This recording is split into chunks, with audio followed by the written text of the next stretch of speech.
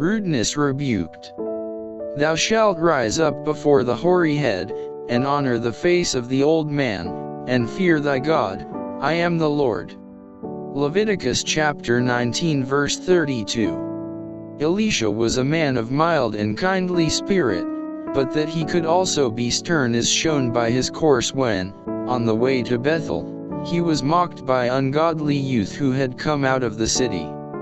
These youth had heard of Elijah's ascension, and they made this solemn event the subject of their jeers, saying to Elisha, "Go up, thou bald head, go up, thou bald head." At the sound of their mocking words the prophet turned back, and under the inspiration of the Almighty he pronounced a curse upon them. The awful judgment that followed was of God. There came forth 2 she-bears out of the wood, and tare 42 of them. 2 Kings chapter 2 verses 23 and 24. Had Elisha allowed the mockery to pass unnoticed, he would have continued to be ridiculed and reviled by the rabble, and his mission to instruct and save in a time of grave national peril might have been defeated.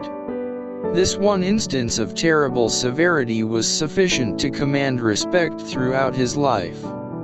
For 50 years he went in and out of the gate of Bethel, and to and fro in the land, from city to city, passing through crowds of idle, rude, dissolute youth, but none mocked him or made light of his qualifications as the prophet of the Most High.